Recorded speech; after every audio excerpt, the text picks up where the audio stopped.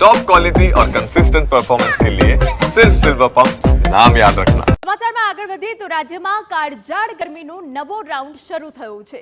આજથી 3 દિવસ સુધી અનેક જિલ્લાઓમાં હીટવેવની આગાહી છે।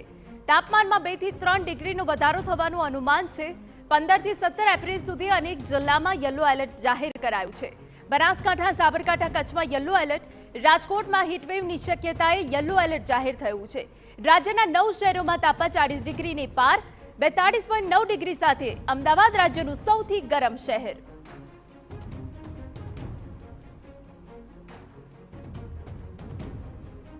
હાલ રાજ્યના 9 શહેરોમાં તાપમાનનો પારો 40 ડિગ્રીની ઉપર પહોંચી ચૂક્યો છે। 42.9 ડિગ્રી સાથે અમદાવાદ રાજ્યનું સૌથી ગરમ શહેર બન્યું છે। આ તરફ પાટનગર, ગાંધીનગરમાં 42.5 ડિગ્રી તાપમાન નોંધાયું છે, જ્યારે ભાવનગર અને રાજકોટમાં ગરમીનો પારો 42.2 ડિગ્રીને પાર પહોંચ્યો છે। વાત કરીએ ડીસાની તો 41.1 ડિગ્રી, જ્યારે ભુજ અને વડોદરામાં 40.8 ડિગ્રી, સુરતમાં 40 ડિગ્રી તાપમાને નાગરિકોની મુશ્કેલી વધારી છે।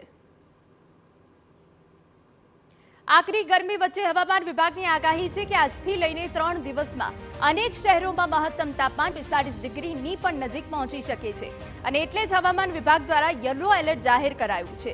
કચ્છ, સૌરાષ્ટ્ર સહિત દક્ષિણ ગુજરાતના દરિયા કિનારાના વિસ્તારોમાં બફારાનો અહેસાસ વધી શકે છે। લોકોને સતર્ક રહેવા અપીલ કરવામાં આવી છે।